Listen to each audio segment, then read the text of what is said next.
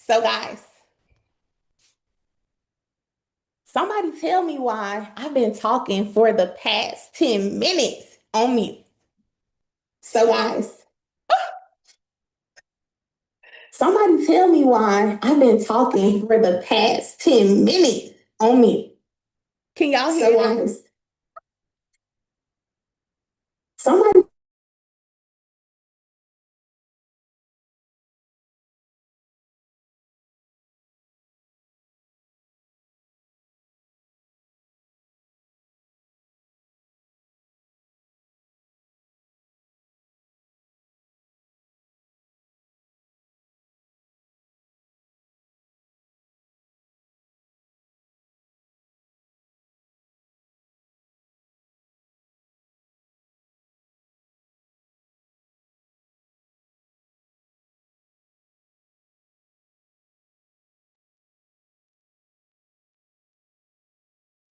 Okay, there's an echo.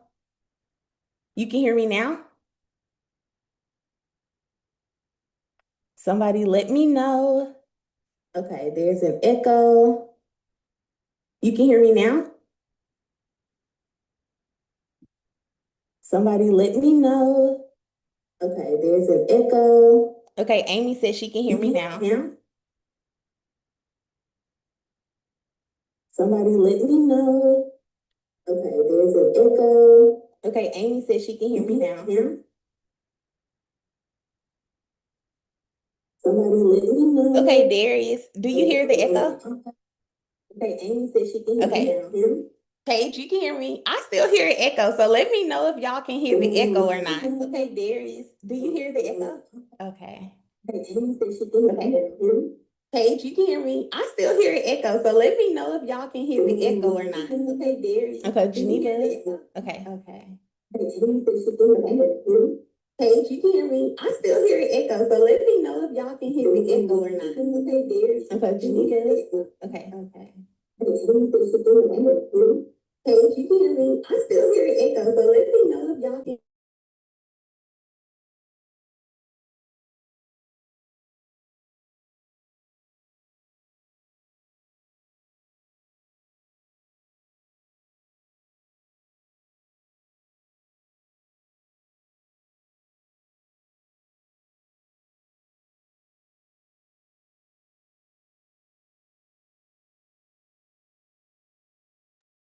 Okay, can y'all hear me now?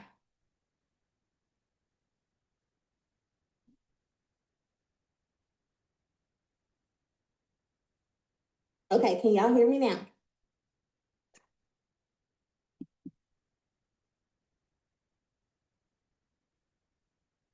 It's very delayed. Okay, can y'all hear me now? Echoing still. Okay, Zoom. It's very delayed. Okay, can y'all hear me now? Echoing still. Okay, guys, give me 1 second for the echo.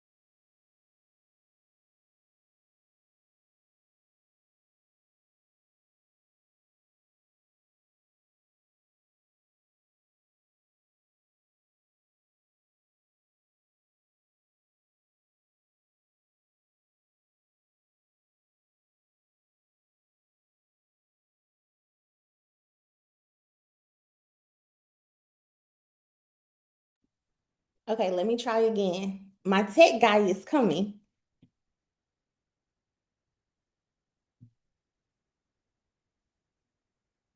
Okay, let me try again. My tech guy is coming. Guys. Okay, let me try again. My tech guy is coming. Okay, so guys. Okay. Okay, I think I figured it out. Can y'all hear me without the echo now? I think we're good.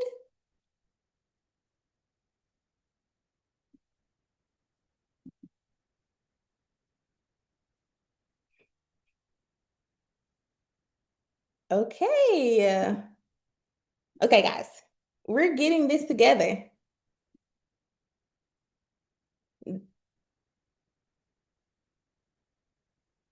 Okay, perfect, y'all.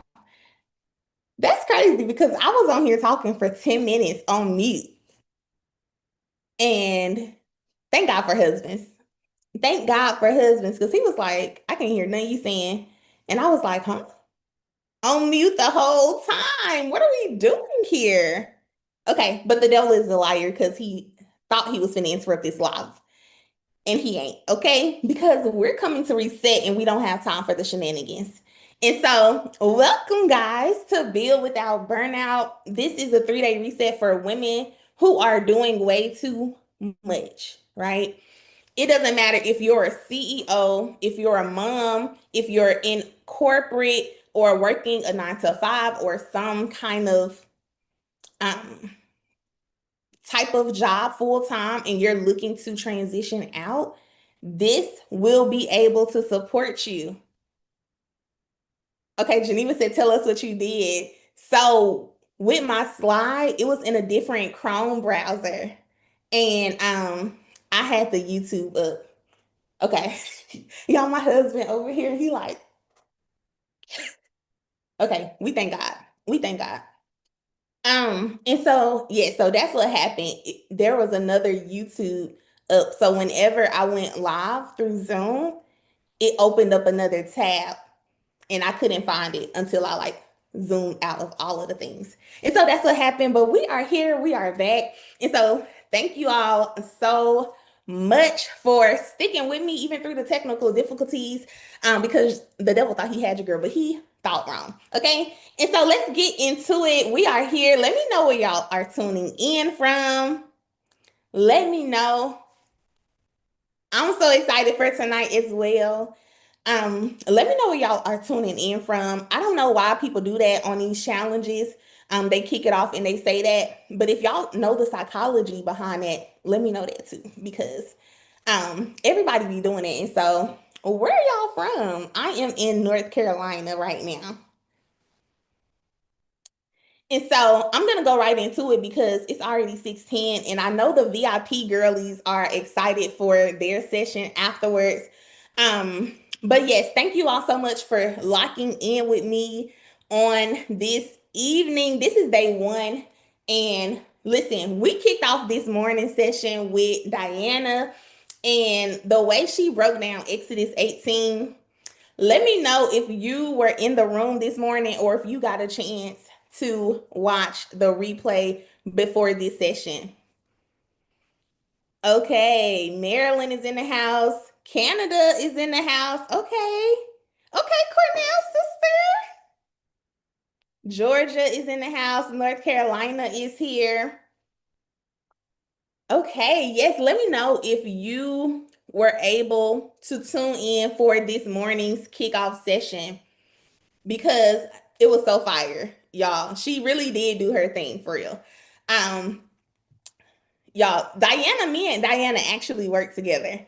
And so we partnered together in her business and everything that she said, like she 100%, okay? And so literally this morning we talked through Exodus 18 and for those of you who weren't there, she literally had posted about Exodus 18 and that whole revelation. And at that time, when she posted it on social media, someone had reshared my same similar revelation that I had on the whole Jethro and Moses experience, that encounter, that conversation that they had. And she was like, she DM'd me and she was like, girl, we had the same revelation. And so we had to talk about it for day one. So if you haven't gotten a chance to watch it, go ahead and watch the replay, it'll be available for a limited time only because I want to encourage you all to actually implement, because if I let y'all have it forever, then we'll procrastinate, and we don't got time to procrastinate. But let's get into it. Day one, welcome. I have a question for you all, and this is going to be the question that set the tone for every single day of this reset. And the question is, who benefits from your obedience? Okay. Okay, South Carolina is in the house. Who benefits from your obedience?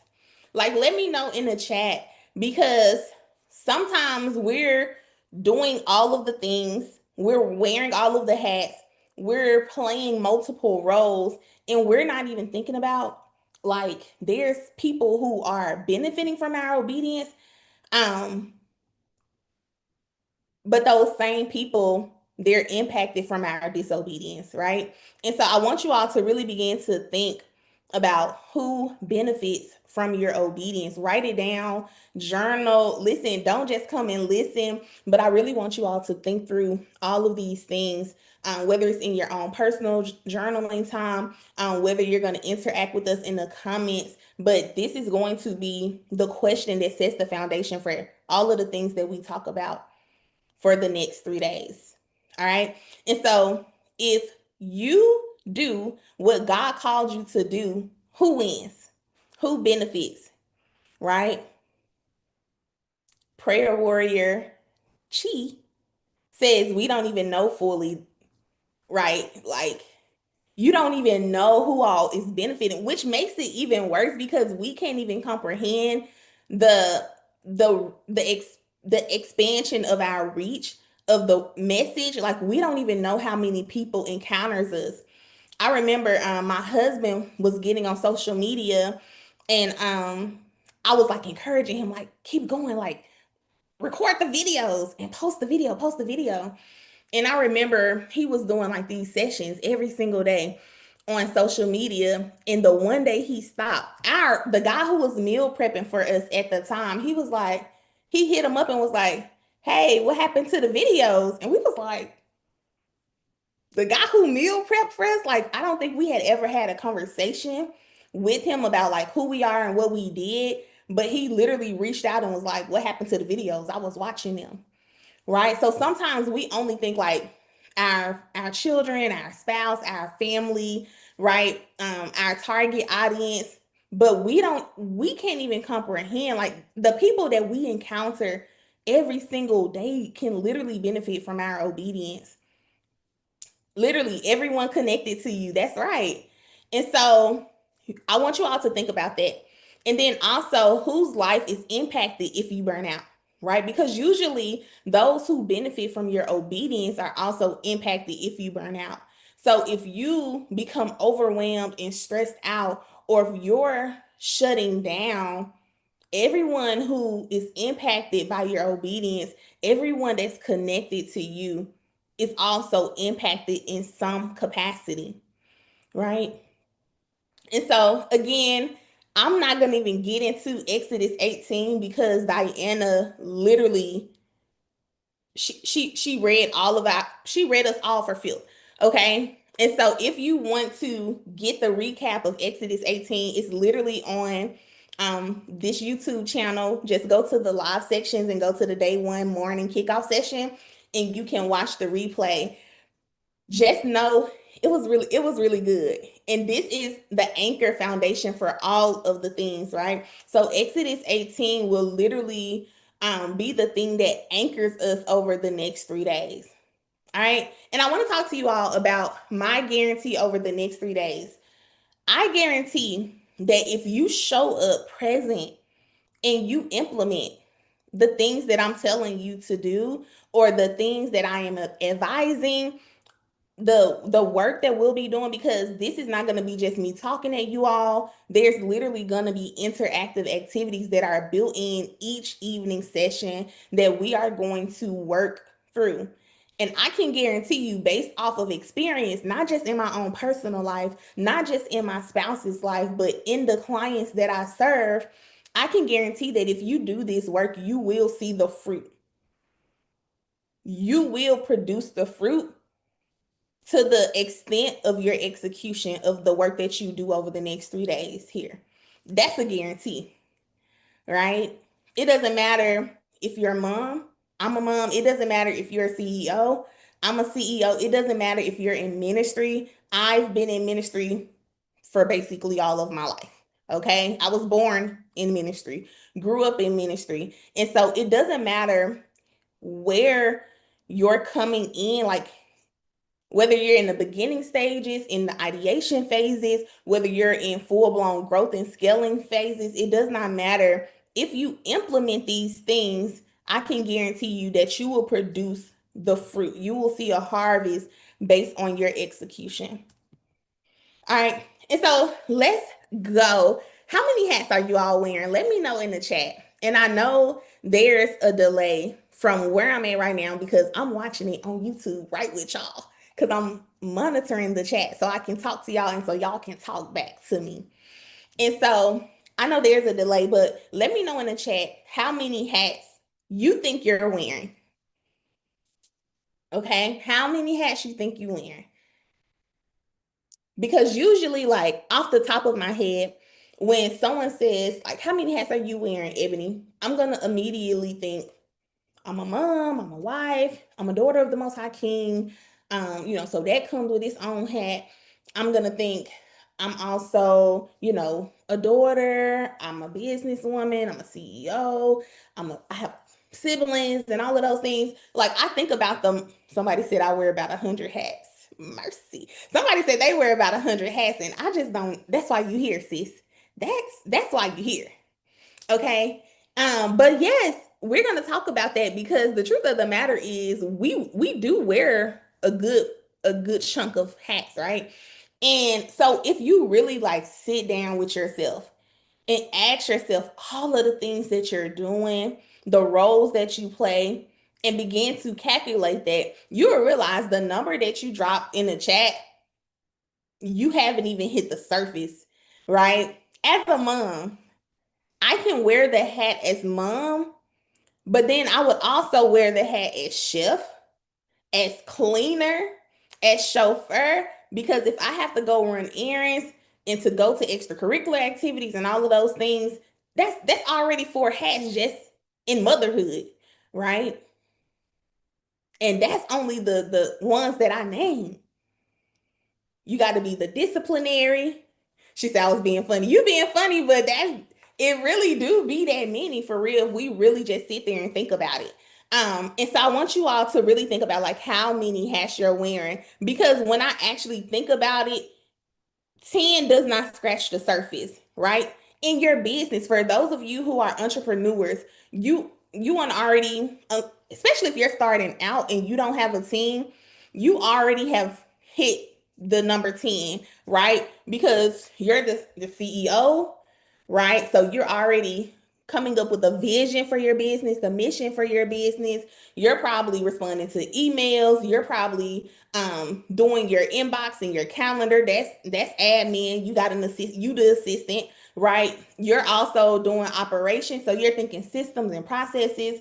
You're doing customer service. If you have to interact with customers, you're also communicating with stakeholders. You're in so many different things just as a person who owns a business and you don't have a team. And so if that's you already hit 10 just in business. And so we're thinking, I know I have y'all brains kind of going like, how many hats am I wearing actually? But then also ask yourself, like currently in this moment right now, how stressed are you? Right?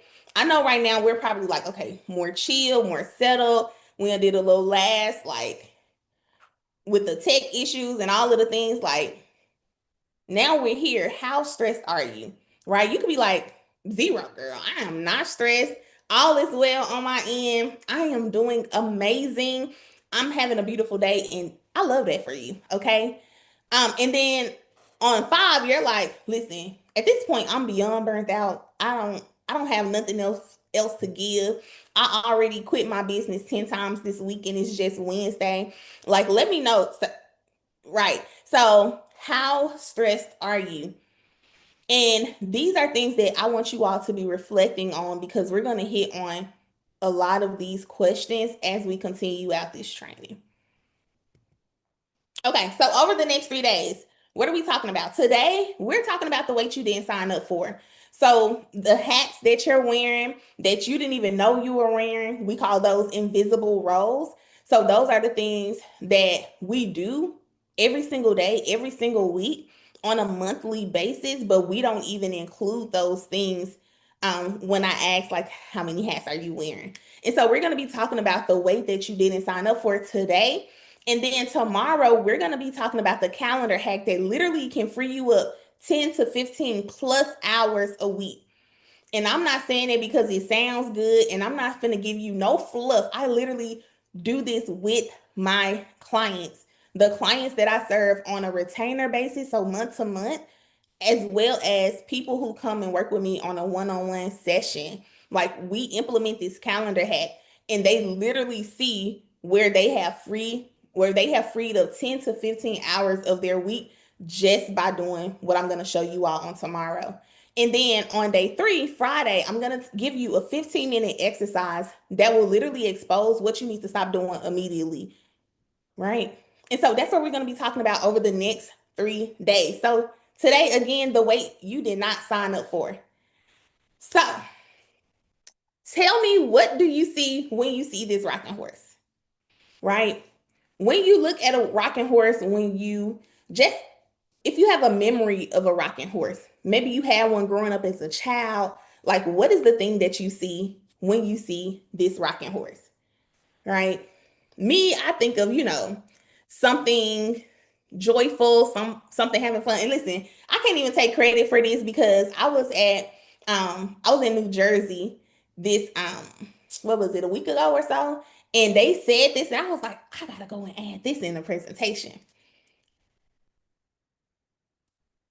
I was like, I gotta go add this to the presentation. And they were talking about this rocking horse.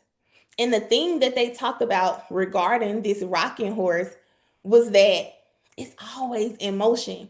The moment you just push it, it stays in motion, but it doesn't go anywhere, right? The rocking horse stays in motion, but makes no progress. And a lot of times that's how we're operating. Whether you're a CEO, whether you're a mompreneur, sometimes we can be super busy, right? Even if you think about your year from January until today, you probably may have a hard time trying to figure out what all you got accomplished month to month, week to week. You may not be able to identify it because a lot of times what we find is we're doing a lot of busy work. We're doing a lot of things because we think productivity equals progress. We think that busyness means, like, sometimes busyness makes us feel value, like we're experts in doing something, right? If you have if you're a CEO and you have a business, you're doing all of the things that makes you feel like you're making strides. But then when you get to September, you're looking like, well, what did I do this year? Surely I should have been further along in my business. Surely I should have been further. Surely I should have launched by now. Surely the book should have been released. Surely all of these things should have happened. But here we are in September, and you're like, man, I've done a lot of things, but I don't see the fruit, right? I don't see the fruit of my time investment. And so that's what people call the rocking horse syndrome, right? And the key thing, like, and I put this here as a visual because every time you think of the rocking horse, every time you see a rocking horse, I want you to be reminded that busyness does not equate with progress.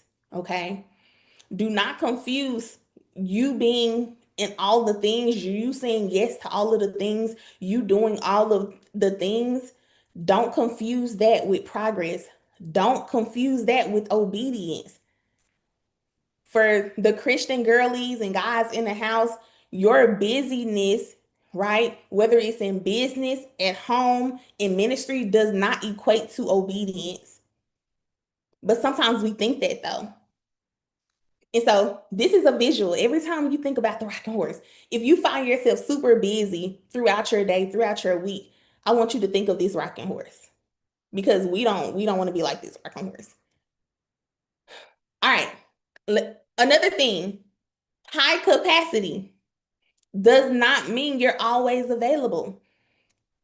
Many of you on this call, you are very high capacity women, right? That means you can do a lot of things without burning out. Like your tolerance level for hard things, your tolerance level for tasks and things of that nature, like is very high. For me, I'm someone who can have a to-do list every day that has 10 things on it, 15 things on it. I'm very high capacity when it comes to life, right? To different aspects of life. But that doesn't mean always available. And sometimes we confuse the things because we think like, oh, I have a lot of capacity. Surely I should be able to say yes to this. Surely I should be able to say yes to this person, yes to this thing. But when we do that, because we're so high capacity, what we're saying yes to is I'm overextending myself. I'm overcommitting to things that I shouldn't be, things that aren't aligned, things that aren't God's will for my life. And we're also committing to disorganization. So the moment you begin to say yes to all of the things, you realize that you didn't count the calls, you didn't consider your calendar, and now you're disorganized, right? High capacity does not mean always available, right? It's going to lead to burnout. So, I want to talk about the three things that's probably draining your time, your energy, and your momentum, right? And so, we already kind of talked about wearing too many hats, right? And so sometimes, so when I was saying like, we may be saying like, oh, I got about 2 or 3 hats I wear. I have about 10 hats I wear, but we don't consider the things that we picked up by default. So I remember when I was in school, I hated group projects, y'all. I hated group projects because I knew that there was going to be that one person on the team who would not, who just wouldn't meet the expectation or they wouldn't match the level of support or work that everyone else would do. And so, what would usually happen is somebody got to pick up that work by default. It wasn't your responsibility, but you had to pick it up by default for the sake of your A, right? And so even in life, in business, there's a lot of people who wear hats because you pick that thing up by default. And we don't realize that that drains your time, that drains your energy, and it hinders your momentum. It hinders your momentum. So for a good example, let's just say for CEOs, right? And so if you're a solopreneur, it's only you working in your business right now, which is perfectly fine. You're by default, you're the executive assistant, you're the customer service manager, you're the operations manager, you're the CFO, you're all of these things by default because who else, right? And so that's why I said, even alone for solopreneurs, you're naturally wearing multiple hats. And then over functioning, that's the second one. A lot of times we over function, we overcommit because fear of man, fear of rejection. And so we see where people are like, yes, I'll do this, even when they don't have capacity, even when it's misaligned because they fear man or because they fear rejection. Like, oh, if I tell this person no, then they're not going to like me anymore. If I tell this person no, then the next opportunity, they're not going to want to deal with me. Or when I ask them for something, they're going to tell me no. And so to avoid hearing no, I'm going to just say yes to everything someone says or asks of me. right? We also do it out of guilt, right? If you're a mom, just type mom in the chat, because we as women, as moms, we overfunction out of guilt. So just think of the mom who is a single mother, and you're literally working, right? To put food on the table, a roof over your head, all of the things. And you already have picked up the role of mom and dad by default because you're a single mom, right? Right. So I have some moms in the chat. And then we began to over function out of guilt. I remember like times where I grew up around a lot of single moms, right? And I remember there are times where they would come to events, right? Making sacrifices out of the guilt of, if I don't show up, I'll be considered a bad mom, right? When I can't do this one thing, if I can't make this birthday party, there's this guilt of how people are gonna perceive them as, because they didn't show up. And so instead of dealing with those things, over function, right? So you're taking the child everywhere. They're in all of the extracurricular activities. You're showing up and you're literally, you have no energy. You don't have the time, but you're over functioning. And then sometimes it's pride, right? As business owners, what it looks like is you're doing all of the things because can't nobody do it like you. It's going to take too much time to train somebody to do it, right? I remember growing up in my household, I don't know how many times I've heard, if I want something done, I have to do it myself, right? Which leads to not asking for support, not training someone on the right way to do it, right? A lack of clarity. All of those things stem from communicating even that one phrase. If I want something done, I have to do it myself. Nobody can do it like me. I don't have time to hire an assistant because I don't have time to train nobody, right? And we begin to over function simply out of pride.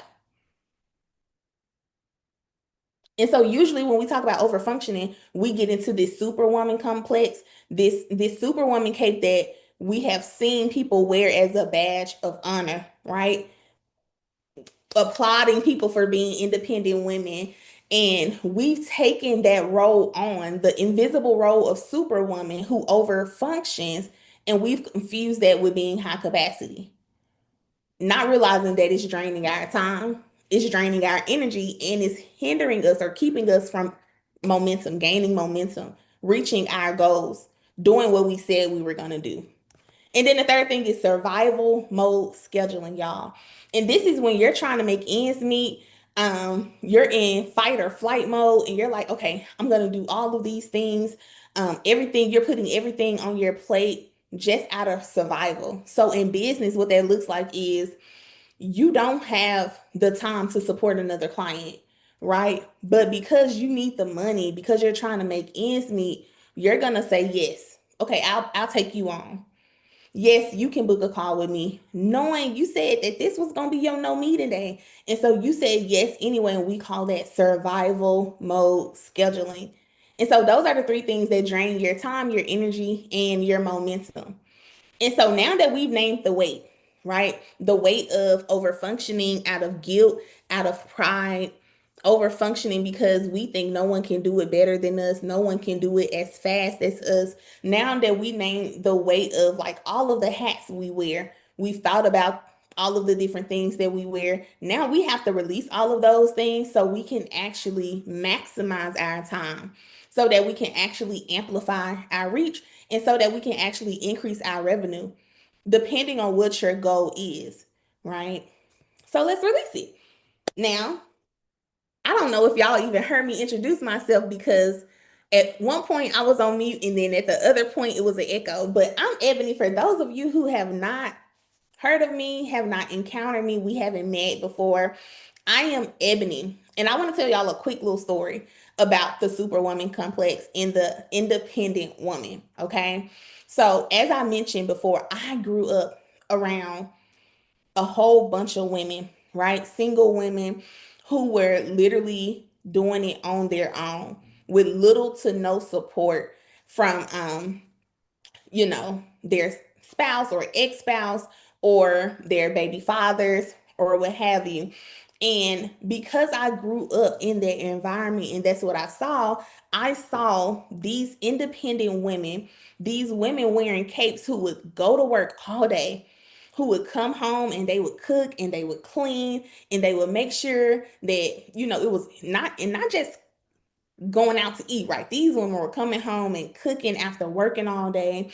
They would support with homework. They were supporting with extracurricular activities, serving as the cheerleader coaches.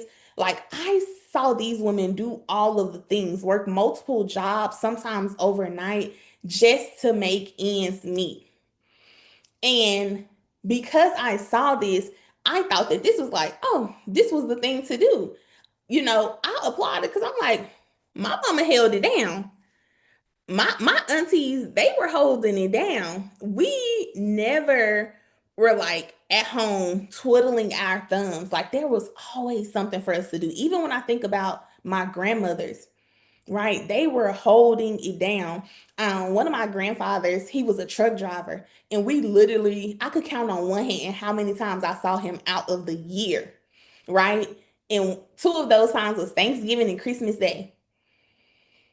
And so I'm growing up in this environment and I'm like, wow, these women are holding it down.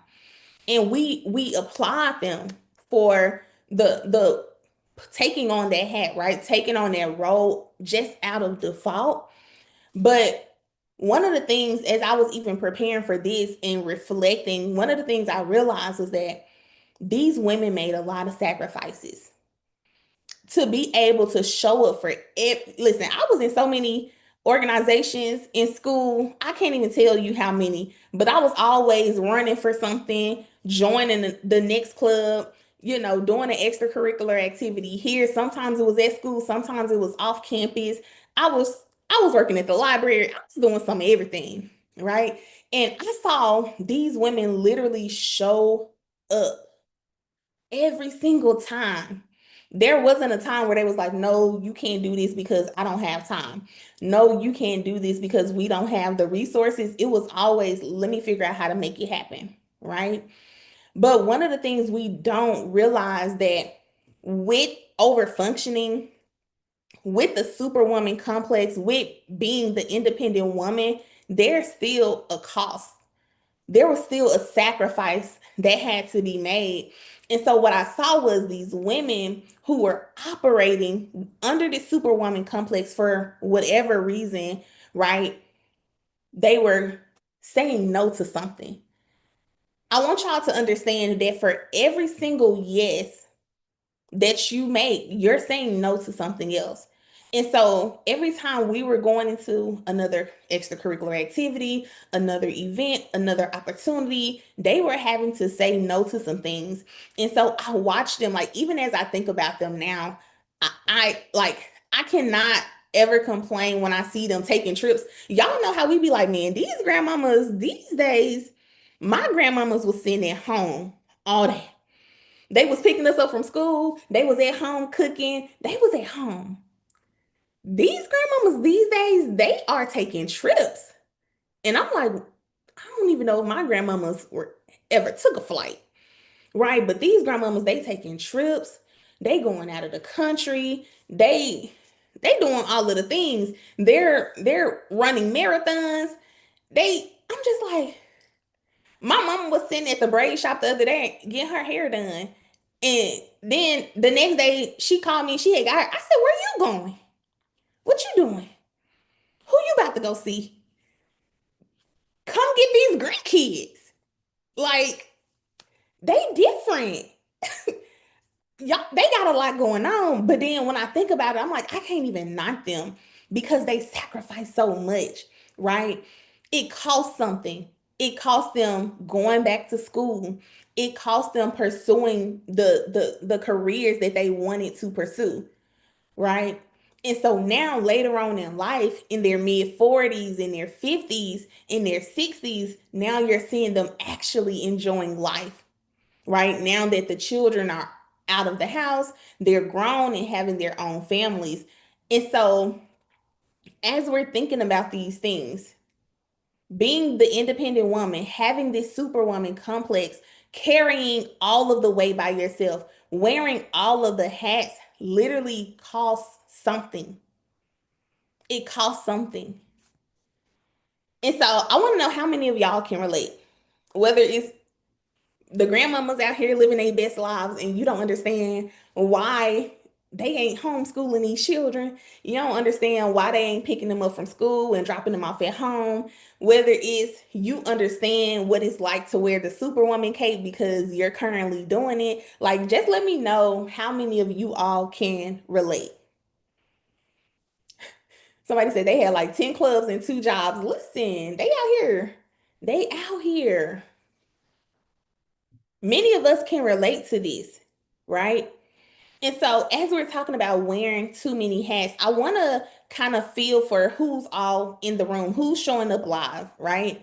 And so, let me know in the chat, put a 1, okay, if you're a solopreneur.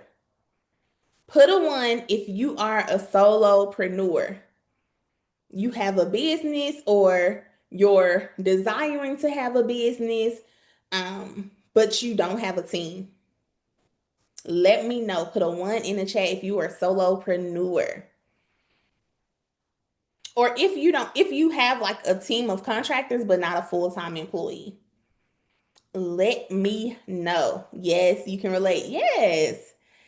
And then put a 2 in the chat if you know that you wear multiple hats in your business. Okay, I got a lot of solopreneurs in here. Put a 2 in the chat if you wear multiple hats in your business. Like, you don't just show up as founder, you don't just show up as CEO, but you're showing up in multiple different, like, you are the leader of every department in your business. Put a 2 if that's you. Listen, that's me. That's why I'm over here like, where's my husband, aka my tech person? Because I don't know what's going on with this Zoom. Okay. Yeah, so I got multiple people who wear multiple hats in their business. And then put a 3 in the chat if you need a vacation, because where are we going? Like, who's planning the trip? Put a 3 in the chat if you need a vacation and you're ready to go last month.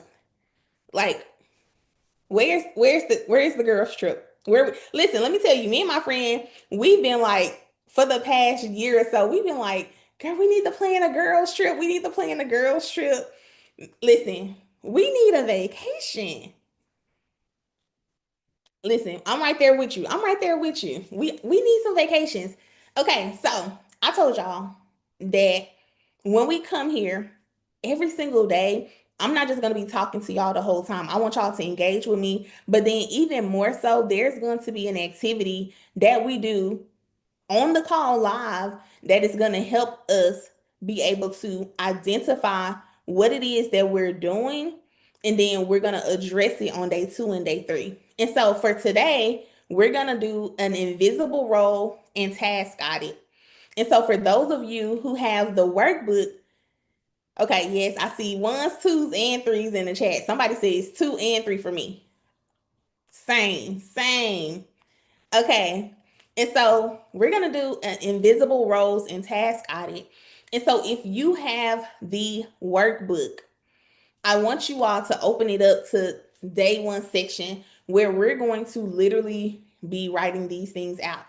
And if you don't have the workbook, you can either go and get it, or you can grab you a notebook and a pen, because we're about to get into it. We're about to get into it because when we do this task audit, when we can identify all of the roles that we're playing, at this point, everybody's 1, 2, and 3, right? When we do this role and task audit, that's going to help us get clarity, and it's going to bring awareness to what all we got going, so that we can then address it, so that we have the problem right there in front of us. Now we can come up with a solution to get some things off of our plate, to figure out what we should be doing and what we absolutely should not be doing. Okay, and so we talked about the invisible roles that we play that no one sees, but we know are draining us. one of the things I did a burnout workshop for a nonprofit organization's community on Monday, and we were talking about the invisible roles. And one of the things that I had shared with them was like my oldest son, when he eats chicken, I don't know what it is about chicken, but it always ends up on the floor. And I remember, like, my husband, he's always like, Legend, the chicken, like the chicken on the floor, like how we get there, right? It just be a whole bunch of crumbs of chicken on the floor, like the fried chicken. And I remember one day I was like, go get a broom and get that up, right? Because sometimes as parents, we're like, okay, especially if we have little ones, we know like we just got to go and do it, right? If we want something done, we got to do it ourselves, right? And so we just go get the broom and sweep it up just so the house is clean. But I remember one day I was like, go get the broom and clean it up. And he did it. And I was just like, I should never have to sweep again because my oldest son knows how to sweep. And then now, since we started doing that, now sometimes you don't even have to tell him. If he sees like there's crumbs on the floor, he'll go get the broom and just sweep it up. And so this was an invisible role that you wouldn't normally say that I'm a house cleaner as a role if somebody asks you what are all the roles you're playing. But now you're realizing like, well, I am a chef. I do make the meals in the house. I am the cleaner. I do the laundry. I do all of these things. And we don't even know that just even sweeping and cleaning up. I got three children, right? I'm surrounded by boys. I'm a boy mom. How many boy moms we got? I'm a boy mom. I'm surrounded by boys. I've been surrounded by boys all my life. And like the thought of cleaning up behind them every single day is draining. Just the thought is draining. So imagine the action, right? And so that's an invisible role. But when you begin to hand off some of those things, it lightens the load. And so I want you to identify the invisible work, right? Okay, shout out to the boy moms in the chat. Identify the invisible work. I want you to first off list all of the roles you're currently responsible for in your life and in business. Because sometimes we come and we only focus on the business, not realizing that the things that we're doing in life impacts what we do in business, right? So if you're wearing all of the hats in your personal life, if you have a lot going on in your personal life and you try to separate that from you as a CEO, it won't work out. Like on my calendar, I was doing like a strategic strategy session with someone this past weekend, and I was showing them the calendar, and they was just like, hold up, like this OD basically. But I was showing them like I have multiple calendars attached to one calendar because I can't, someone can't be like, hey, can I meet with you? And I only consider what I'm doing as a CEO. I'm literally a stay-at-home mom. My children are homeschooled, and I have a business with clients. And my husband has his own schedule in itself. And so if I only consider me as a CEO, I'm always going to be saying no to something else, right? A lot of times we find people in business, they put family on the back burner. Sometimes that's the same thing for ministry. And it's because we're not considering like the holistic view of who we are, and we're just taking like the bits and pieces. And so list all of the roles that you're currently responsible for in life and in business. And I want you all to write those down. For some of you who have daughters and things of that nature, like you also a whole beautician if you can do hair, because I don't know how to do hair, y'all. I don't know how I was raised in a household where everybody was a beautician. Everybody has a cosmetologist license, but I did not get it. So I don't know how to braid. I don't know how to do hair. Like it just skipped me. But for those of you who have little girls, you also show up as a beautician because you waking up in the morning before school started and now you got to do hair, right?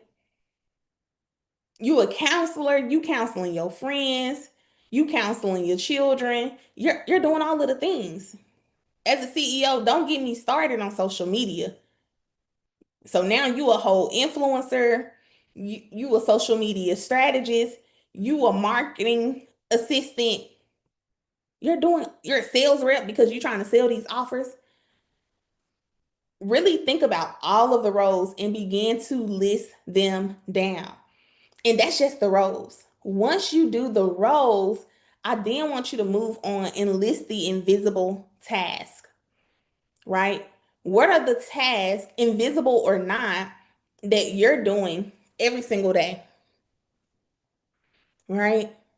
What do you do every single day? The socials, I'm telling you. What are you doing every single week? Monthly? What are the things that you have to do that take up mental energy, emotional energy, physical energy, right? And I say think about that in your personal life, in your business life, because all of these things are going to either drain your time, your energy, or the momentum you have. So I need you all to even list the invisible tasks and really like write this out. So if I don't see y'all posting in the chat, I'm assuming that y'all taking notes because we're gonna need this part for tomorrow. For the work that we do tomorrow, we're going to need this list. This list is going to be key for the rest of the work that we're doing for day 2 and day 3, right? So some of the tasks that you're doing that you don't even think about when someone asks you, like, what you do today? Like, you didn't even tell them that you was responding to DMs, that you were creating graphics, that you were tracking unpaid invoices. You didn't even tell them that you had to follow up with your family members. You had to reach out to your friend because it was her birthday. You didn't say none of that. People be like, Ebony, what you do? Sometimes I just be like, I don't know. Go look at my agenda. Go look at my calendar. That's gonna be the best bet for you. And even then, a lot of the stuff just has to be grouped depending on what it is. Because there's so many things that we're doing. And then I want you to list the unspoken expectations that you've taken on, right? So sometimes we're saying yes to things and we don't even know what we're signing up for. Man, for years I've been talking to my husband about expectations, unspoken expectations, unrealistic expectations. For those of you who are, in corporate or who have jobs and you're an employee, like even think about the different roles that you're in your business that doesn't align with your job description. Those are expectations, whether spoken or unspoken. Those are things that you have now taken on for whatever reason, right? And so, what do you feel responsible for that you never formally agreed to, but you do it anyway? Right? For some of you, it's like, well, I never said I was going to be following up with people, but here you are following up with people. I never said that I was going to be the one on the sales calls, or I didn't say I was going to be on all of these meetings, but here you are on all of the meetings because it's an unspoken expectation. And we try to meet even unspoken expectations. We try to meet unrealistic expectations. Or we end up trying to do the thing that we think is expected of us because there's no clarity. And so spend time doing this. List all of the roles that you're currently doing in life and business. List out all of the tasks that you're doing every single day, every single week. And then make sure you're thinking about those expectations that you've taken on. I put this here and I can send this to you all in the email, but I wanted to put on like a resume, right?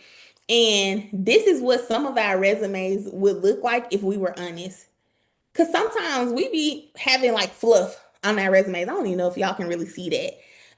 But it says Morgan Superwoman Carter, right? Wearing every hat everywhere. That's her location. She can't even say remote, right? And her little tagline is seeking clarity, capacity, and a real team. Okay. Her profile says high capacity woman operating as a one woman department known for managing executive level leadership while simultaneously performing admin, operations, marketing, sales, strategy. She's a founder. She's a spiritual support provider. She's looking to offload the invisible responsibilities, restore her capacity, and build sustainable systems that honor her purpose and her peace.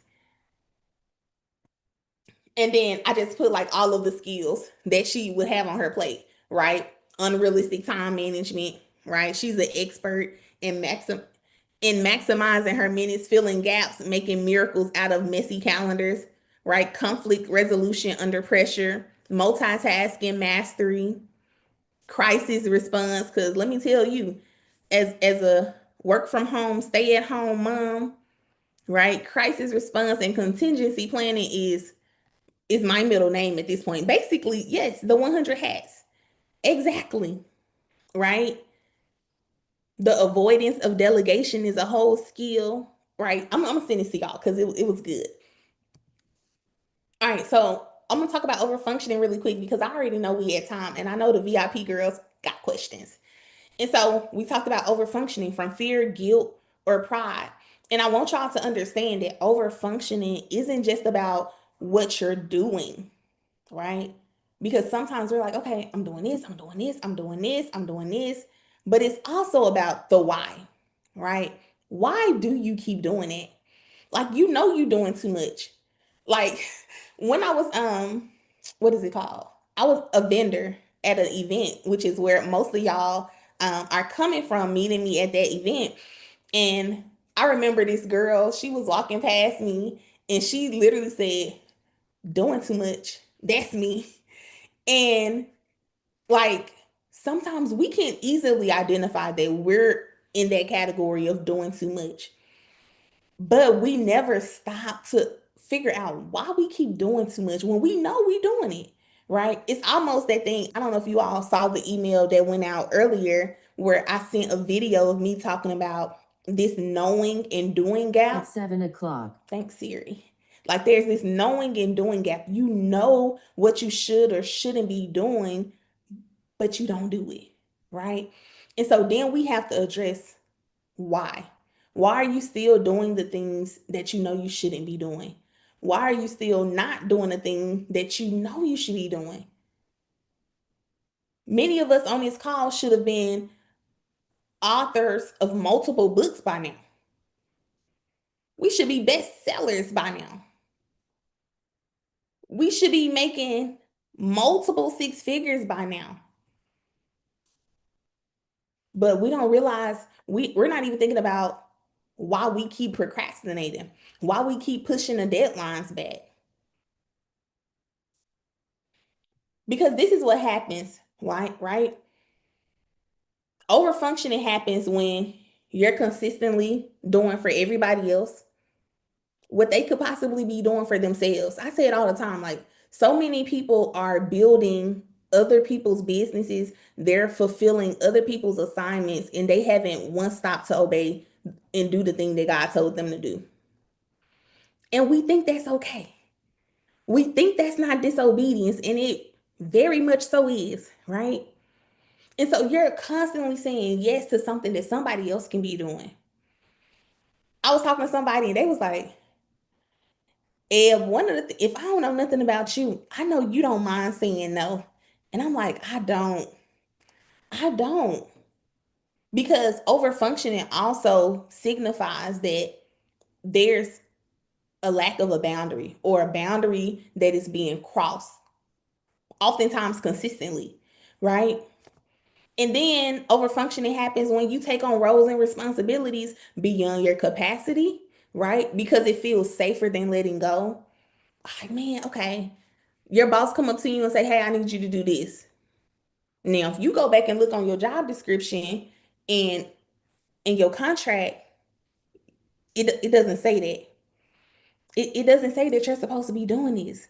But you're gonna be like, okay, right? Over functioning because you feel like if you tell your boss no, it's gonna go on your record. or you gonna get fired. Like we overfunction for so many reasons, right? Overfunctioning happens when you normalize dysfunction, right? So many times dysfunction has become the norm, right? You normalize dysfunction by compensating for everybody else. And so especially for women, we do that. As moms, we're like, oh, I have to do this for this person. I feel obligated to do this. I feel obligated to show up. I feel obligated to say yes and support everything that they're doing. Meanwhile, you ain't did the last thing God told you to do.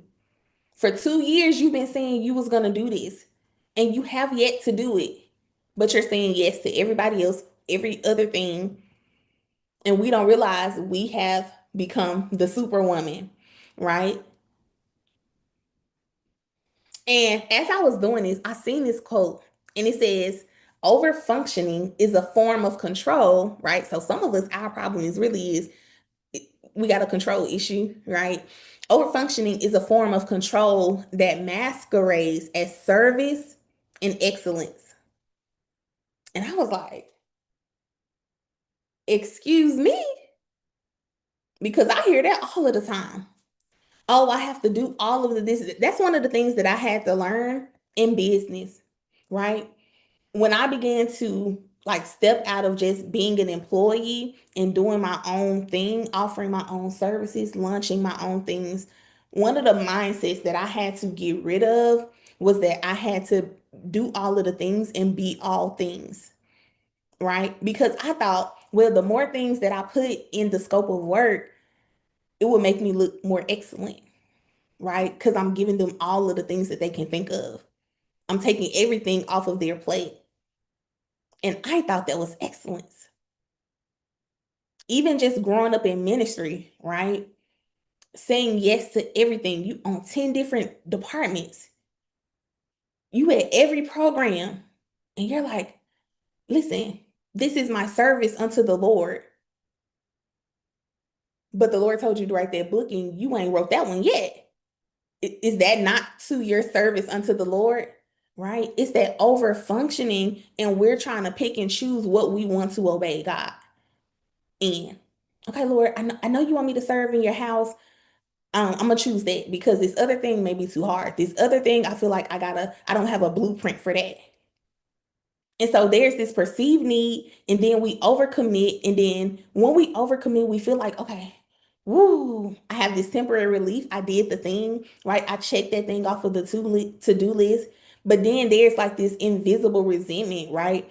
When we're showing up for everybody else and we realize another year has gone by and we haven't done the thing that we were supposed to do. And so now you're feeling that invisible resentment that you might not ever communicate.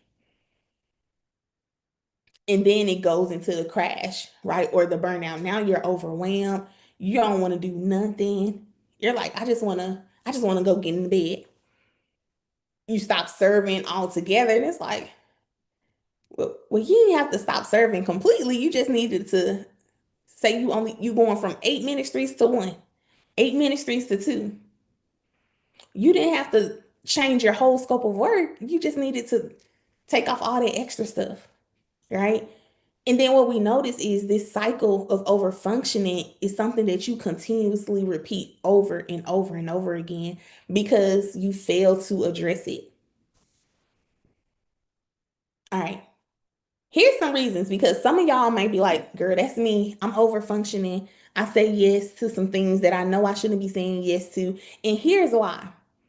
And the reason why we need to go over this because if you can identify why you're saying yes to things, why you're over functioning, why you're over committing, then we can deal with that, right? And so one reason is because you're trying to prove your worth.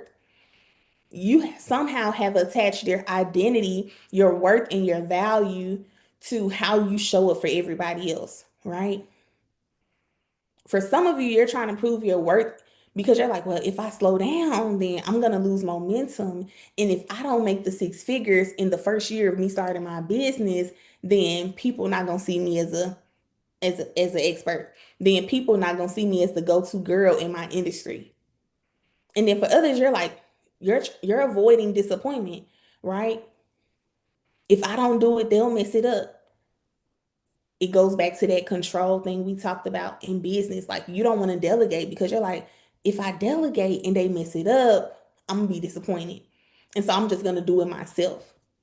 And then also there's this guilt or pressure to be everything, right? A good mom, a good wife who sacrifices herself completely. I see so many women who talk about, how when they got married and when they became a mother, they lost their identity. And so usually once the children go away, they're rediscovering who they are, what they like, what they love, because there's been so much guilt and pressure for them to be everything. And then you also might be over functioning because you feel solely responsible for other people's outcomes. How sway? Like, you feel like if I don't do it, then it's gonna fall apart. Listen, I was in ministry and I carried a lot of weight, right? In this one particular ministry. And one of the things I found very early on in ministry, that if you say yes and you carry all of the things, people will let you. People will let you be the go-to person because they know, oh, this person is dependable, this person is excellent, this person is reliable, and they will continue to allow you to carry all of the things. Meanwhile, they're sitting at the table with you, and no one will step up to the plate because they know you gonna do it, and they know you might do it better, and they know you might do it faster, and so they'll let you do it. But we have to get careful, because if we start making the assumption that if we don't do it, it won't get done, or if we don't do it, it's gonna fall apart. Like, and I think it was all the Lord's doing, just in his intentionality, and him being the God of strategy, right? He literally caused me and my husband to transition out of the ministry, right? And now when people who were carrying a lot of the weight have to step out, it forces other people to step up, right? Like, there's times I tell people, I'm like, you don't gotta show up for everything. By you not being there, it forces other people to gain the skill. It forces them to learn. Sometimes people aren't growing because they're not given the opportunity to grow, because the person who's most reliable, the person who's most dependable, they're always getting the assignment. And it's like, let them other people step up. They want to do it anyway. Also, there's a fear of being unseen or unneeded. If I don't do it, if I don't show up, then they'll forget about me. They won't ask me to do it no more. They'll just go to the next person. So there's this need to be validated. And then this over identification with being the dependable one, right? Everyone counts on me. Everyone is dependent on me. I can't let them down. We do that.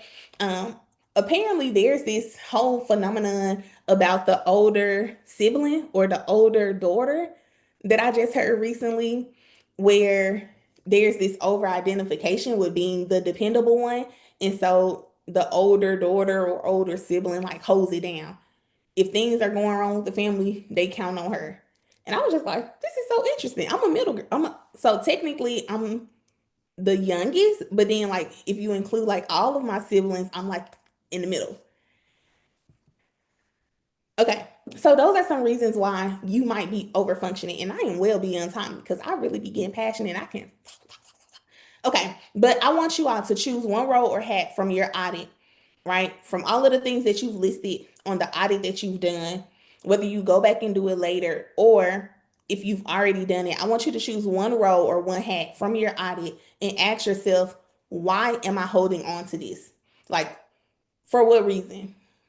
And I want you to get very honest with yourself, because what you may find is it may be one of the reasons we just identified for why people overfunction, why people overcommit. And I didn't even get into like people just do it because, you know, they want to stay in their comfort zones, pride, disobedience, all like I didn't even get into all those things. But ask yourself, why am I holding on to this? Even as you're going through your task audit and you're writing down everything you're doing, ask yourself, why am I doing this? Why am I doing this? If you find yourself saying, because I'm the only one who can do it, Wrong, right? If I don't do it, it's gonna fall apart. Wrong, right? Ask yourself, what am I afraid would happen if I let it go? Would it force other people to step up or get in position? Would everything crumble, or do you believe or perceive that everything will crumble? Because how would you know if you never let it go? Right? And then the survival mode scheduling is when you reactively manage your time instead of intentionally storing it. One of the things that I live by is if it's not on the calendar, it does not exist. It does not exist to me. Like my husband, I'm like, hey, what you got going on? Because if what he has going on isn't on that calendar, it does not exist to me.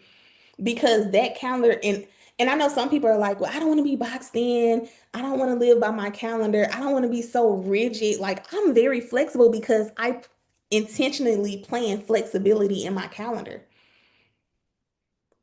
But survival mode scheduling, that's when you reactively manage your time, right? And it really all boils down to a lack of stewardship. It's also when you're staying busy, right? You're so busy. We talked about it, but you never feel accomplished because the things that you were so busy doing wasn't even in alignment to the goals that you set. And so we make it all the way to September and we realize the goals that we set in January, we haven't scratched the surface. And we haven't scratched the surface because it wasn't aligned. It wasn't aligned with the capacity you have. It wasn't aligned to the assignment that God gave you. It wasn't aligned. And here's a few key traits, and I won't even get into all of these simply because I am well beyond my time. But key traits of survival mode scheduling: no margin between meetings or commitments. Sometimes we just stack them back to back to back to back to back. And then you're wondering why. You're like, okay, you're forgetting things in one meeting, you're combining meetings, and you're like, wait, what are we talking about right now? Right? You have an overflowing to-do list that you never complete. You're responding to everyone else's needs instead of you actually leading in your business.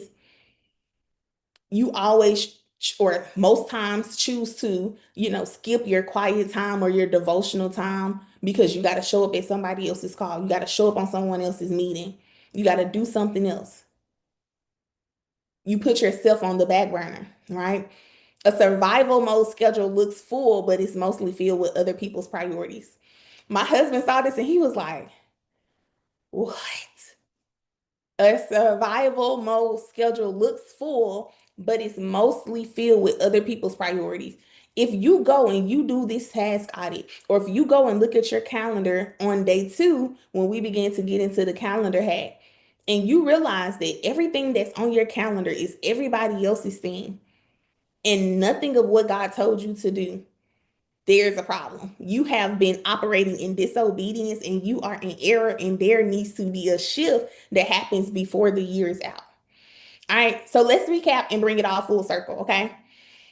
The 3 things that drain our time, energy, and momentum is wearing too many hats, over functioning, and survival mode scheduling. And so we saw in the morning session, Diana broke down Exodus 18, right? And she talked about how Jethro came to Moses and after he noticed everything that Moses was doing, he said, what is this thing that you're doing? And so Moses started telling him like, oh yeah, well, I do this because, these people need me for this, and they come to me to settle their disputes, and they need me to, teach them the statutes and all of the things. And Moses is like, oh, that sounds real good. You in the perfect will of God, you doing exactly what he told you to do. But the way in which you're doing it, right? The system that you're operating in currently is not good.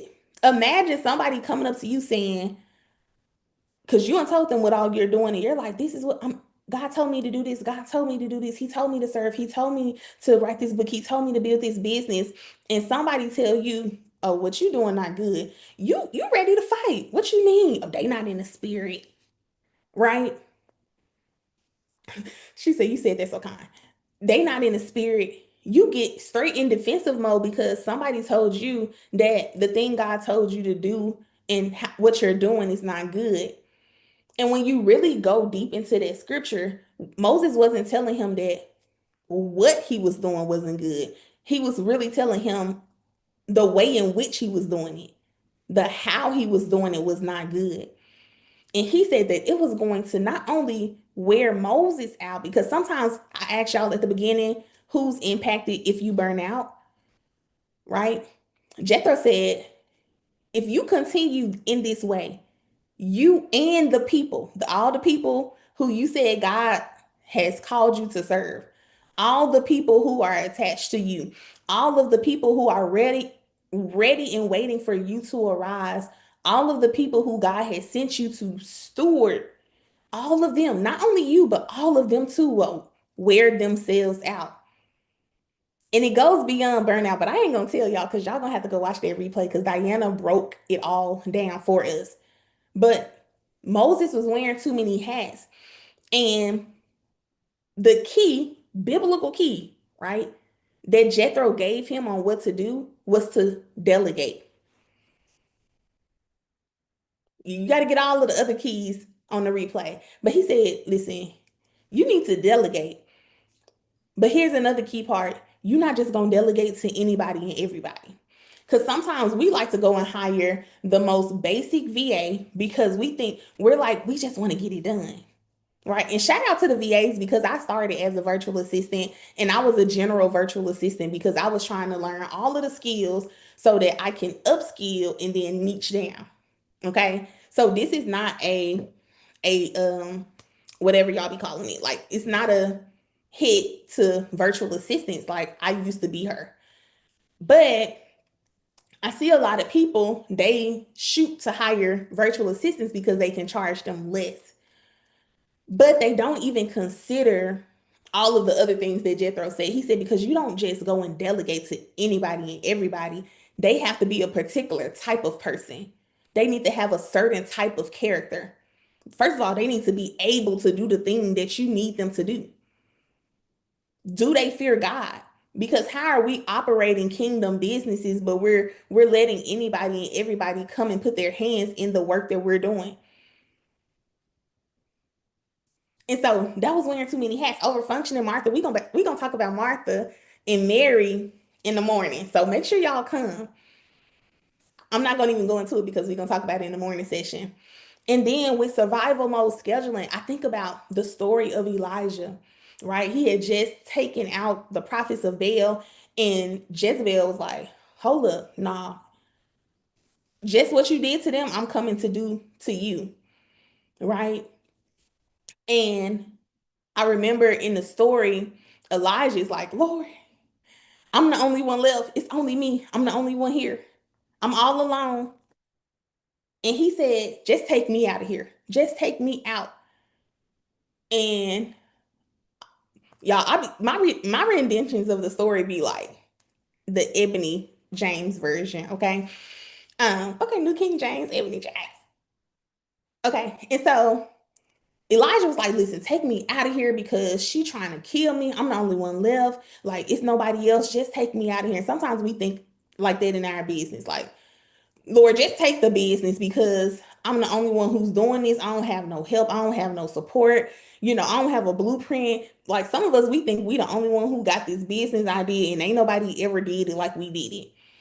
So we like just throw the whole business away because Lord, you couldn't have called me to this, right? But anywho, Elijah, he was like, just take me out of here. And I can't remember if it was the Lord or the angel, but they was like, boy, eat something. Like you just need to rest. You just need to reset. Go eat something because I have an assignment for you. Go and get you something to eat because I have need of you. I have need of you. You over here talking some take me out of here. We can't afford to burn out. I feel like at that moment Elijah was at the place where he was like, I'm all done here. I give up. I'm done. I did what I needed to do. I'm done. Right? I believe he was almost at that place of like burnout. And they was like, just eat something. So you would see he would go to sleep and then they would like wake him up and then they was like, eat. There's need. I have a need for you. There's an assignment that you have to fulfill, but you need strength to do it. You can't be drained. You can't have no energy for the thing that God has for you to do. You can't burn out because there's an Elisha who needs an Elijah. But we're not gonna get into that one, okay? Okay. We're gonna skip over all of this because I can't get into it. But I want to let you know that even in all of those stories, y'all, you were never meant to carry it by yourself. You was never meant to carry it by yourself. Even in the beginning, right? In the beginning, out of all the things that God had assigned to Adam, he still wasn't meant to do it all by himself. He needed a helpmeet, right? And sometimes we only look at that in like the case of marriage, but even in your business, you need a partner. You need someone to come alongside of you and do the work.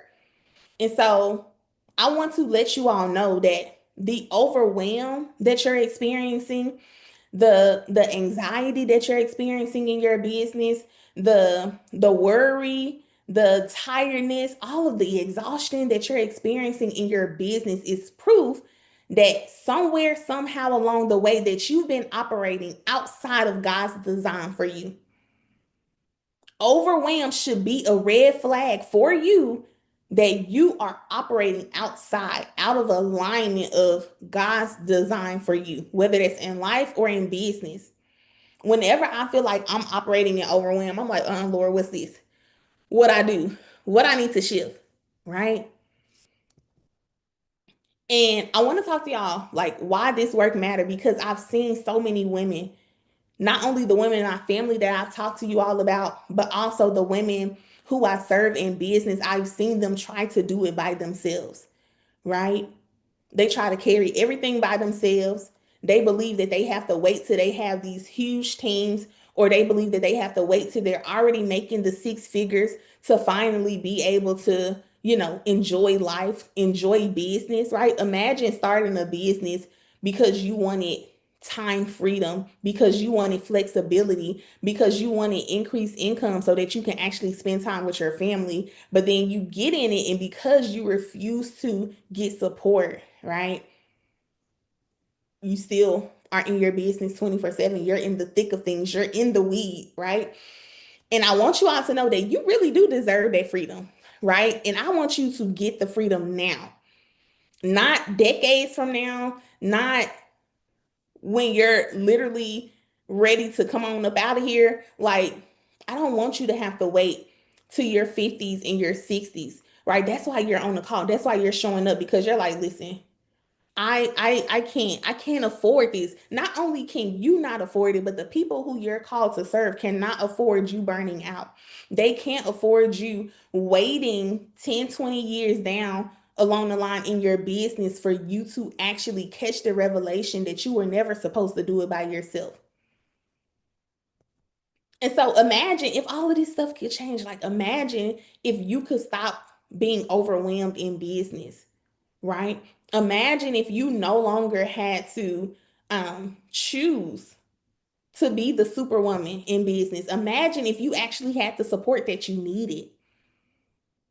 And many of you probably could think of like, man, if I had the support that I needed, that would look like me hiring this person.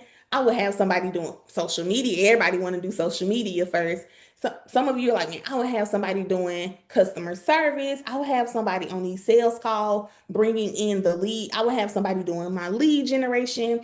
I would have somebody doing my marketing. Like, you could picture, I don't know how many people who you would want in your business if you had all of the resources, if there were no barriers for you to go to the next level in your business. I'm sure there's a few people who you think you would want to hire, right?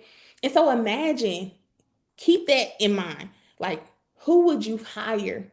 Where would your business be? Where would you be? What impact would you be making on the people who you're called to serve if you had the support you needed, right? Imagine what it would feel like to finally breathe in business, where you didn't have to wake up on 10, where you wasn't having to like rush and hop on this meeting, and be in meetings all day. One man, one of the things I was working with someone who worked in edutech, and I was like, when do y'all actually implement the work that y'all be talking about all day?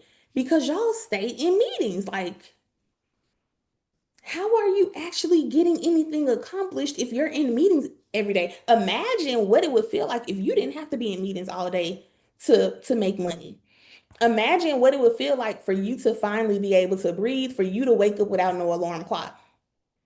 Imagine what it would feel like if you didn't have to worry about if your client was going to pay their invoice, right? And so tonight, it's about awareness, understanding what's on your plate. It's about belief and possibility. Like, what would it be like if I wasn't doing it by myself? If I wasn't having to show up for myself? If I didn't have to just depend on myself? Imagine it. Like, I really want y'all to get the picture in your head. Imagine if you wasn't putting a 3 in the comments because you needed a vacation and you was already on vacation even watching this. If you was on vacation, you probably wouldn't even have to be watching this, right? Imagine this is the night that we think about what's possible. Listen, virtual transaction solution says she can imagine it. Listen, imagine, man, I remember a few years ago, I was in Mexico and it was just me.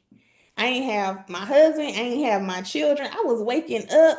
It was all expense paid, all you can eat resort, whatever it's called when you get everything, you gotta pay for nothing when you get there.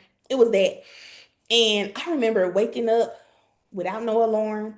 And I was able to just go on a balcony and just journal, have my uninterrupted personal time with the Lord. And I was just like, I can do this every day.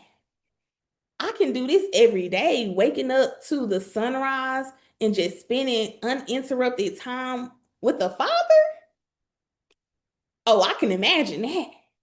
Right? So tonight is about belief and possibility. And I want you all to think like, what would you actually do if you had an extra 40 hours a month? Like, what would you do with that? Some people are like, I just need 5 extra hours just to go run an errand. I just need 10 hours so I can just be off for one day. Listen, I miss it. What would you do if you had an extra 40 to 60 hours per month? What could you do? Even if you had an extra 10 to 15 hours in next week alone, right? If next week you could get an extra 15 hours in your week, what would you do? Some of you like, man, I will already be finished with my book.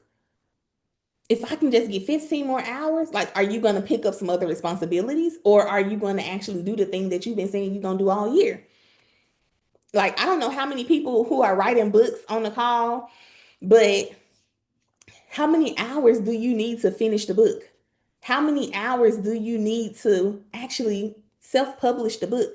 How many hours do you need to market the book, to create 10, 15, 20 graphics or more, to schedule your post out? What could you do if you had that many hours in your next week alone? For those of you who are starting your businesses, how many hours do you need to actually get clear, to write the vision, to make it plain, and then to actually do the task that you have on your to-do list so that you can actually launch the business? How many hours do you need to study so that you can go and take the exam so that you can get certified? What would you do? Like, I really want y'all to think. Let me tell y'all, as we're talking right now, I have a client who is out of office, right? Why can't she be out of office without a care in the world? Living her best life. Matter of fact, she just came from a trip a couple months ago, and then she's out of office this week and is about to go out the country in a few weeks. Living her life, her best life. How can she do that? Because she hired support, because she has help. So what would you do? I have another client. She's While that client is out the country, she's gonna be out the state traveling, learning some new hobby. How can they do this? What if you have 15 extra hours in your week to even just and go to the gym? Go pick up a new hobby, go learn how to play golf, go horseback riding, go spend time with your family. For those of you who are like me, I just want to spend time with my family. What all would you do with your family if you had 15 hours? Where would you go? Let me know in the chat where y'all going.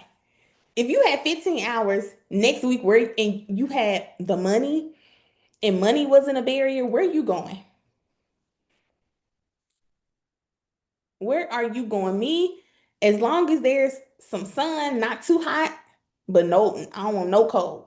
As long as there's some sun and a beach and some in a resort that's kid friendly, probably, right? Sign me up. I don't care if it's in the States or outside of the States. I I just want to go to the beach, all inclusive resort. Like, listen, I would love an extra 15 hours. Listen, I know. This is why I created the operations management and strategy retainer. I literally support my clients with this every single week, right? And because I show up for them in their business as a strategist, as an operations manager, which means I'm literally supporting them in the day to day of their businesses. I'm supporting them with the systems. I'm supporting them with the automations, right? They're able to go and do these things. Like they just be taking trips, and I'd be like, didn't you just come from out of town? Like, weren't you just in another country last month? But they get to do that because they're not worried about, oh, if I go out of town, the ball is going to get dropped. Why? Because they didn't just get any support. They didn't just delegate to anybody and everybody. They gave it to someone who fears God. That means I'm showing up integral, right? They delegated to someone who was fully capable to do the things that she said she would do during the interview, during the discovery call. And so I created the operations management package, and it literally gives my clients 40 hours a month, right? 40 hours a month. And usually when I work with my clients, they work with me on, like, starting out, they have to work with me for a minimum of 3 months. That's 120 hours per quarter that you get back. 120 hours. Imagine if you had 120 hours Q4. Quarter four, if you had 120 hours, what you doing with that? What are you doing? When I started working with one of my longest standing clients to this day, she told me at the end of December, I take 2 weeks off in my business. I said, say less.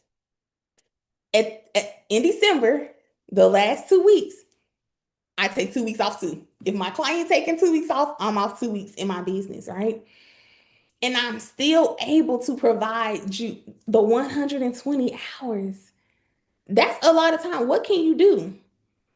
If you have 40 hours in October, right? Black Friday coming up, you got time to prep. If you haven't already prepped, because you probably should have been prepped, right? November, Thanksgiving coming up, you want to travel and you don't want to travel and go be with family and be on your laptop all day. What can you do with 40 hours in November? In December, we got Christmas break, the kids home from school.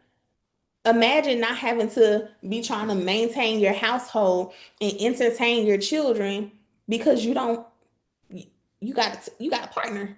You got someone who is literally giving you 40 hours, right? Listen, I'm fully persuaded. I don't know about you, but I'm fully persuaded that with the right partner, listen, this is biblical.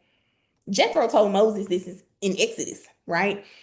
I'm fully persuaded that with the right partner, with the right team member, you can literally experience supernatural results. With 120 plus hours in a quarter, you can experience supernatural results before the end of the year, right?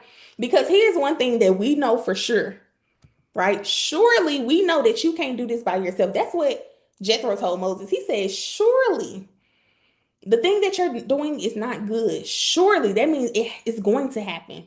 Diana talked us through this morning. It's a promise. It's not, well, this might happen. He said, no, this is going to happen. It's sure to happen. It's promised that you are going to wear you and the people out because you up here trying to do it yourself.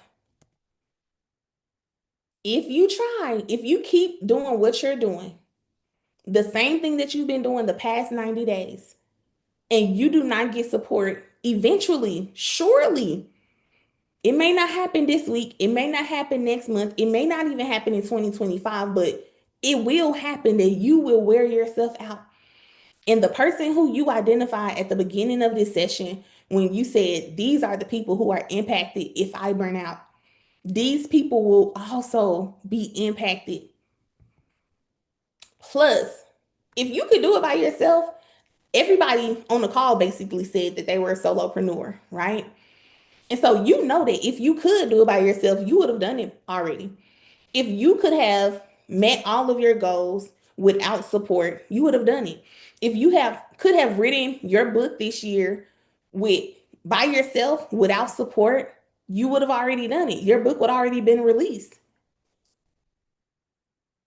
We know this. This is what we know, right? And so let me tell y'all about two clients that I worked with. One is Jasmine, one is Janae. And Jasmine had this to say. She was like, Ebony was an absolute pleasure and a game changer for my productivity and my peace of mind. Because I'm not here to just check off your to-do list, right? I'm going to help you gain momentum. I'm going to help you put in systems and things in place, but I also am going to give you the peace of mind, right? And she said reliability and timeliness are two major qualities that Ebony consistently excelled in, whether it was managing schedules, coordinating meetings, or handling urgent tasks. She executed. Sometimes we just put executed in the chat because a lot of times that's the missing piece in our businesses. We don't want to execute, but Jasmine said that she executed everything with precision and efficiency. Ebony brought so much expertise to the table. Her proficiency in operations, in tech, and project management was invaluable. It couldn't even put a price on it. Okay. From streamlining processes to managing projects, clients, she demonstrated a level of competence that significantly contributed to the success of our projects. Then we have Janae. And Janae said working with Ebony and the Empire Effect Agency was such a pleasure. I always knew that if I needed someone to strategize with, I could call on her. She always had so many well thought out ideas, and I could tell she put a lot of time into her responses. She easily been one of the best hires I've made in business to date. And I say this because a lot of service providers can implement, but Ebony always did more than that. She simply made my business better. Your administrative sidekick, because that's what I used to have on my website, is spot on. And I recommend her to any business owners looking for an operational guru. So you don't even have to take my word for it, y'all. These are people who I've actually worked with, right? And I want to highlight that she said she was an absolute game changer. And by she, I mean me. Absolute game changer for my productivity and my peace of mind. Sometimes somebody came up to me recently and they was like, what makes you different than anybody else? Some people be like, well, I'm just going to hire me a virtual assistant first. I'm going to hire me an AI agent first, right? And then they say like, well, what makes you different? This is what makes Ebony different. This is what makes the Empire Effect Agency different. And I say this with all humility, y'all. A lot of service providers can implement, but Ebony always did more than that. She simply made my business better. Simply, keyword, because I'm gonna tell you, you're doing too much.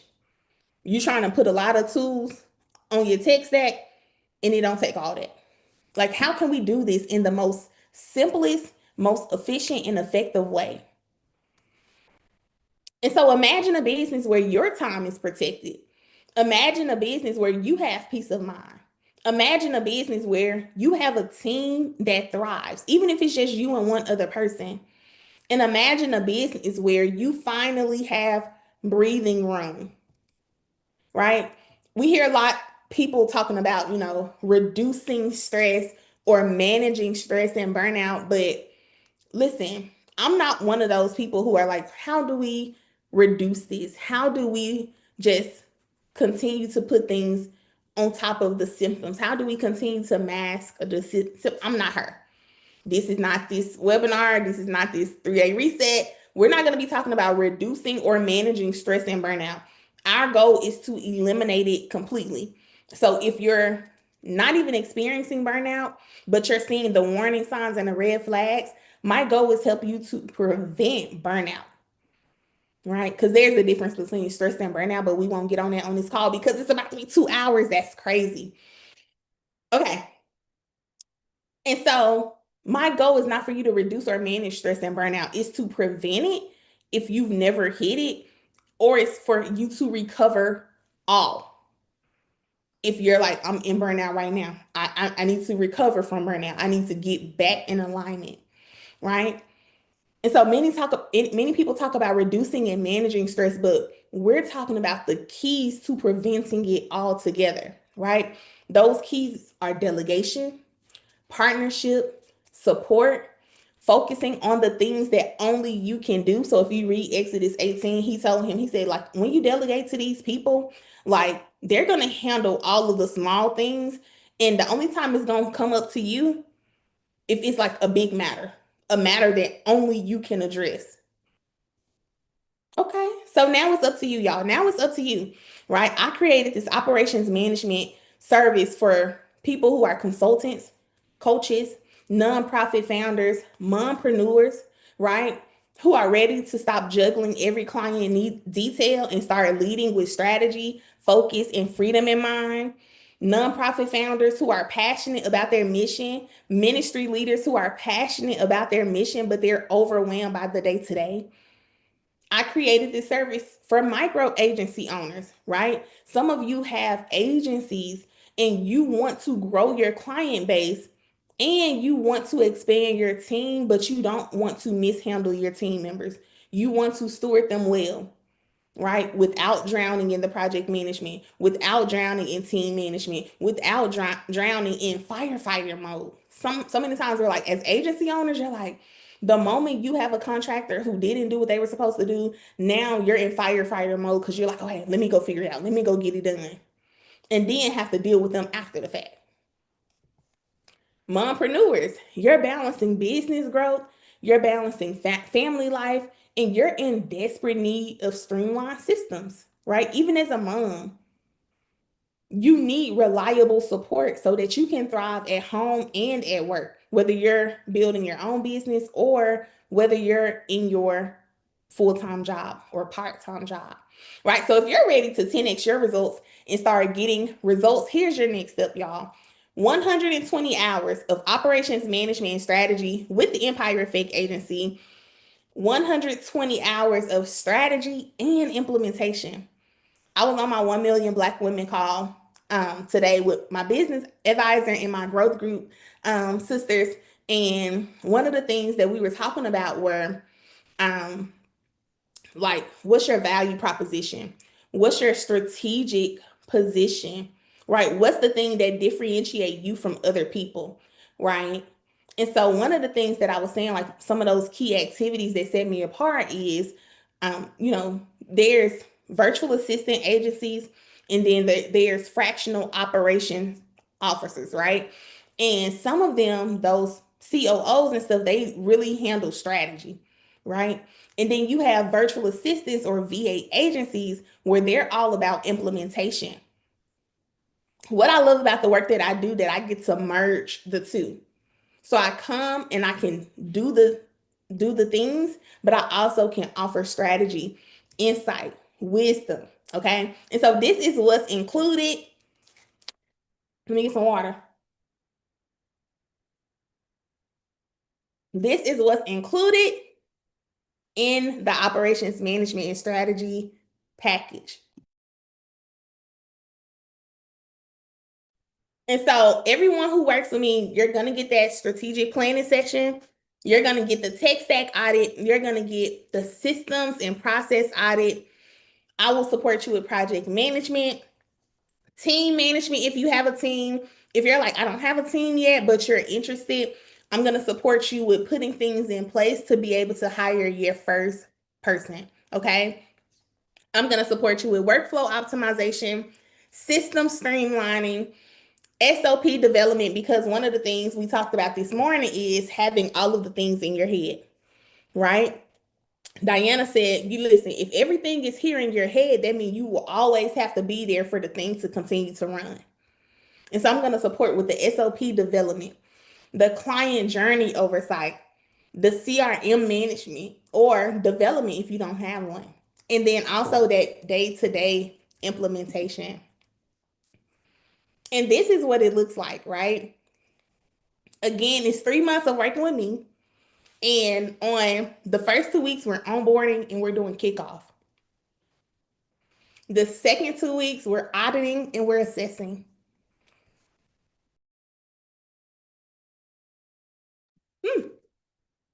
And then we get into the implement. What's happening here? Then we get into the implementation and the optimization. And then we get into growing and sustaining your business.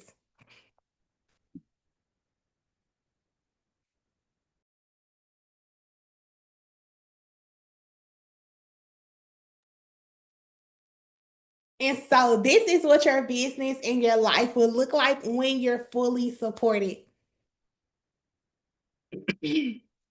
We talked about like, imagine what it would look like if you had 10 hours, 120 hours, right? And we all envision what that would look like.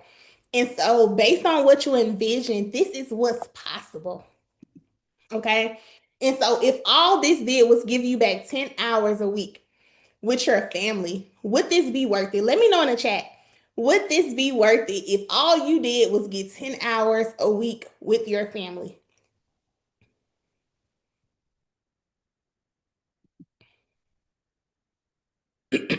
And then if it helped you finally take a vacation, right? If you getting 120 hours for the rest of the month, if it would help you finally take a vacation, would it be worth it? Without you having to be in your inbox, without you having to take phone calls, would this be worth it?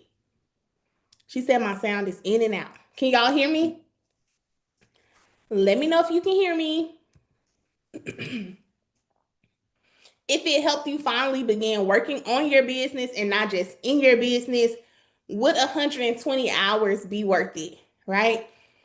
Because you're probably thinking like, nobody can do it like me. I'm not ready to hire, right? And I hear it so often. I get it, right? Your business is your baby. For most of you all, you're like, my business is my baby. Nobody, I don't want to give it to anyone else, right? And the truth is, you don't need someone who can do it exactly like you.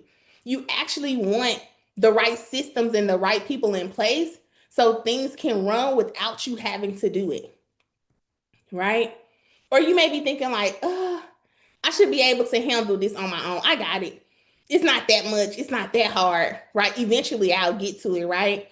But the truth of the matter is your time, your energy, and your assignment matters too much, right? For it to be wasted on tasks that somebody else can do. And so let me tell y'all, and I'm gonna get off of here because VIPs, we are coming. We are coming. So stick with me. The total value of this operations management package over the course of 3 months is 12,000 plus, right? Jasmine and Janae, they literally told you it's really invaluable, it's really priceless. But the value is 12,000 plus. But listen, because you've been a part of Build Without Burnout, you won't even pay 7,500, right? You won't even have to pay that over the course of 3 months. Instead, the total investment is only $6,000, y'all. $6,000. That's it. For 120 hours for the next 3 months, $6,000, right? That's only $6,000 to work with the Empire Effect Agency for 3 months. And that's not even it, okay? That's not all. If you make a decision to get the support that you need during this 3-day reset. So you got time. You got time to consider, to count the cost, right? I love me some Old Testament. He was like, listen, who intending to build a house did not first consider what it would take? Who did not first count the cost, right? And so you have time to make your decision. We got 2 more days. And so if you make a decision to get the support that you need during this 3-day reset, you'll also receive EA for a week, right? And so EA for a week is when I work with you for 1 week for 15 hours, right? We'll kick it off with EA for a week where all the goal and intention is to give you immediate relief and quick wins, right? So we'll hop on a kickoff strategy call just to kind of align priorities and identify what your urgent needs are. And then we're going to do some calendar reset, right? Some inbox reset, organization and systems. And then I'm going to, at the end of your quick wins, provide you with a 30-day support plan on what your next steps need to be for sustainable growth, right? But the whole goal for EA for a week is to support you in getting those quick, immediate wins. And so here's your investment options. If you're interested, if you've been looking for someone to support you operationally in your business, I would love to be the one to support you. The best offer is the $6,000 over the course of 3 weeks. And so if you pay in full over the next 2 days, then you will also receive EA for a week, right? With no additional fees. And of course, you can also pay in 2, where you will pay $3,050 today just to secure your spot, or if you decide tomorrow. And then the total investment of that one will be $6,100, and you still will get EA for a week. And so if you're like, I'm interested, I want to work with her, I want to learn more, like go ahead and go to the empireeffectagency.com/operations, and you will be able to get started to secure your 120 hours for Q4. And if you're like, oh, this is too much, like, let's go back, let's count the cost, y'all. You're like, oh my goodness, this is too much. Like, I don't have this right now. Like, what is the cost of you not getting support? Right? We talked about who's impacted if you burn out, who's impacted if you don't do the thing that God called you to do, who misses out, right? Let's think about the cost, because a lot of times we think about the financial cost, but we don't think about the cost it takes if we don't take action, right? And so I would love to support you all. And day 1, y'all, day 1 is in the books. We're done here outside of my VIP girly. So stick around. And I might have something else for y'all, but we're going to talk on the call. Day 1 is in the books, and y'all, this is just the beginning. This is just the beginning. Imagine what the next 90 days could look like with the right support, right? This is probably one of the biggest shifts that you will make in your business, right? Putting systems in place is going to be one of the biggest shifts that you're going to have to make in your business to make your next 90 days look different from your last, right? The other biggest shift that you will make is in deciding that you don't have to do it by yourself. You're probably like, well, next year. A lot of us, I don't know why we like to procrastinate and say, oh, January. I'm going to hire in January. The biggest shift that you'll make is deciding this weekend, the rest of this week, that you don't have to do it by yourself, right?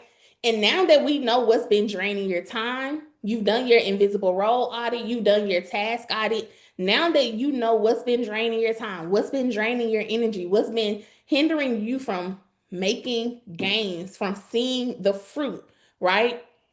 How do you start building a schedule that actually fuels that, right? What now do you need to do every single day to make momentum, to get results, to see the fruit of your labor? That's what we're going to be talking about tomorrow, right? I'm going to show you exactly how to start taking back your time. And we're not just over here talking about boundaries and saying no, because that's going to be one of the things, but we're going to do something very intentional. And if you have the workbook, you're going to be able to go ahead and start putting all of those things in place, right? I'm coming for you, Amy. Okay. You're going to be able to take back your time and you're in building a schedule that aligns with your vision. So tomorrow we're talking about the calendar hack that can free up 10 plus hours of your week. And so I want you all to join me. And then of course, in the morning, we are going to be kicking off. And like I told y'all, we're talking about Mary and Martha. We're talking about Mary and Martha. If you haven't, get the workbook, right? With the workbook, you're going to be able to go along. Everything that we're talking about is literally aligned with the PowerPoint presentation. And it's going to not only be there for you to reflect, it's going to have some reflection prompts and things of that nature so you can reflect, but there's also going to be space built in for you to actually do the things that we're talking about. And then here's your homework. And then I'm coming to you, Amy, when we move over to VIP. I need you to gather all of your calendars for tomorrow. So if you have a calendar for your work, a calendar for your personal life, a calendar for this client, a client for your side hustle, a client for your children, gather all of your calendars. And then I want you to come and think about what are those top 3 SMART goals that you have for the rest of this year. Like, what are the 3 things that you want to accomplish before the end of 2025? Gather those and bring them tomorrow. All right, so VIP, if y'all over there on YouTube, go to your email and come in Zoom. Okay, come in the Zoom link, and I am going to meet you there, and we're going to have a conversation. And I'll answer all of you all's questions there, and then I'm also going to give you all something special. And so meet me over here, VIP girlies. I'm gonna wait for some of y'all. And we're gonna talk over here. Thank you all so much for joining us on day 1 of the Build Without Burnout Challenge, and hanging in there with me, because why is it 8 o'clock? But thank you all so much. I hope you all have a wonderful evening. Make sure you get the workbook, and I will see you tomorrow morning for day 2's morning session. All right, guys, see y'all tomorrow. Have a great night.